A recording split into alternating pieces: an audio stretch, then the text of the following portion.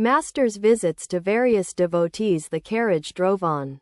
They were approaching Adhar's house. Sri Ramakrishna said to M. Dwell in the truth and you will certainly realize God. You said the other day to Navadvip Goswami, O God, I want thee. Please do not delude me with thy world-bewitching Maya. I want to realize thee, Master. Yes. One should be able to say that from one's innermost soul. Sri Ramakrishna arrived at Adhar's house and took a seat in the parlor. Ramlal, Adhar, M. and the other devotees sat near him. Rakal was staying with his father in Calcutta. Master, to Adhar, didn't you let Rakal know that I was coming? Adhar, yes, sir, I have sent him word. Finding that the master was eager to see Rakal, Adhar at once sent his carriage to fetch him. Adhar had been yearning to see the master that day, but he had not definitely known that Sri Ramakrishna was coming. Adhar, you haven't been here for a long time. I prayed to God today that you might come. I even shed tears. The master was pleased and said with a smile, You don't mean that. It was dusk and the lamps were lighted. Sri Ramakrishna saluted the Divine Mother with folded hands and sat quietly absorbed in meditation.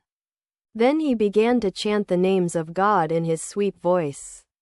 Govinda, Govinda, Sachidananda, Hari, Hari. Every word he uttered showered nectar on the ears of the devotees. Ramlal sang in praise of Kali, the Divine Mother.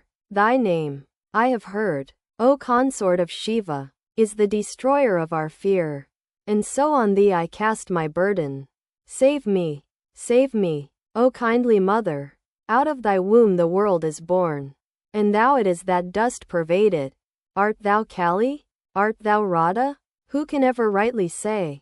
Mother, in every living creature thou dost have thy dwelling place. As Kundalini thou dost live in the lotus of the Muladhara.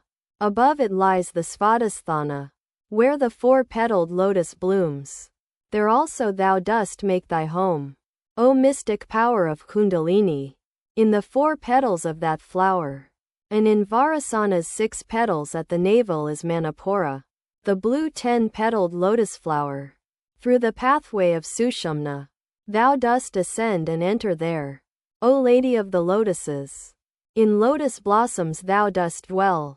Beyond them lies the lake of nectar, in the region of the heart, where the 12-petaled lotus flower enchants the eye with scarlet flame.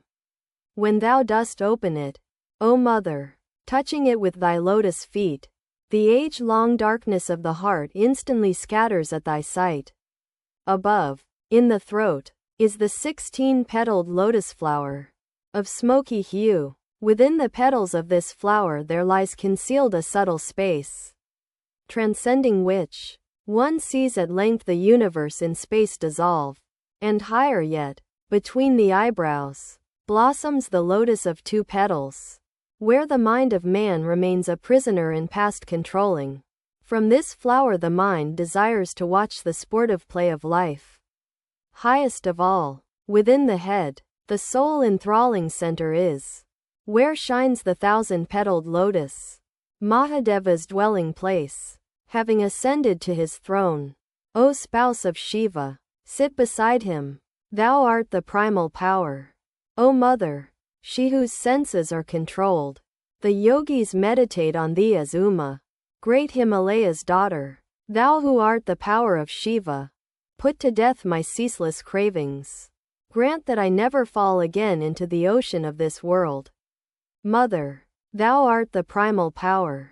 Thou the 5 cosmic principles. Who can ever hope to know thee? Who art beyond all principles? Only for thy bhaktas sake dost thou assume thy various forms. But when thy devotees' 5 senses merge in the 5 elements, Mother, it is thyself alone that he beholds as formless truth. As Ramlal sang the lines. Above, in the throat, is the 16-petaled lotus flower, of smoky hue. Within the petals of this flower there lies concealed a subtle space, transcending which one sees at length the universe in space dissolve. The Master said to M. Listen. This is known as the vision of Satchidananda, the formless Brahman. The Kundalini, rising above the Vishuddha chakra, enables one to see everything as akasa. Yes, sir, master. One attains the absolute by going beyond the universe and its created beings conjured up by Maya. By passing beyond the nada, one goes into samadhi. By repeating Om, one goes beyond the nada and attains samadhi. Adhar served Sri Ramakrishna with fruits and sweets. The master left for Jadu Malik's house. Sri Ramakrishna entered the room in Jadu's house where the Divine Mother was worshipped. He stood before the image, which had been decorated with flowers, garlands, and sandal paste, and which radiated a heavenly beauty and splendor. Lights were burning before the pedestal. A priest was seated before the image. The master asked one of his companions to offer a rupee in the shrine. According to the Hindu custom, Sri Ramakrishna stood a long time with folded hands before the blissful image. The devotees standing behind him. Gradually he went into samadhi, his body becoming motionless and his eyes fixed. With a long sigh he came back to the world of the Mother. Goodbye, but he could not leave the place. Said, "Please sing that song. Then I shall be all right." Ramlal sang senses and said, still intoxicated with divine fervor. He remained standing there, addressing Ramlal. He, O Mother, consort of Shiva, thou hast deluded this world. The master went to the drawing room with the devotees. Every now and then he said, O Mother, please dwell in my heart. Jadu was sitting in the drawing room with his friends. The master sat down, still in an ecstatic mood, and sang, O Mother, ever blissful as thou art, do not deprive thy worthless child of bliss. Finishing the song, he said to Jadu, still in a state of divine fervor, Well, sir, what shall I sing? Shall I sing, Mother? Am I thine 8 months' child? He sang, Mother, am I thine 8 months' child? Thy red eyes cannot frighten me. My riches are thy lotus feet, which Shiva holds upon his breast. Yet, when I seek my heritage, I meet with excuses and delays. A deed of gift I hold in my heart, attested by thy husband Shiva. I shall sue thee, if I must, and with a single point shall win. If thou dost oppose me, thou wilt learn what sort of mother's son I am. This bitterly contested suit between the mother and her son, what sport it is. Says Ramprasad, I shall not cease tormenting thee till thou thyself shalt yield the fight and take me in thine arms, at last coming down nearly to a normal state. The master said, I shall take some of the Divine Mother's prasad. Then he ate a little of it. Jadu Malik was sitting near him with several friends, among whom were a few of his flatterers. Master, with a smile, well, why do you keep these buffoons with you? Jadu, with a smile, suppose they are, won't you redeem them? Master, smiling, the water of the Ganges cannot purify a wine jar.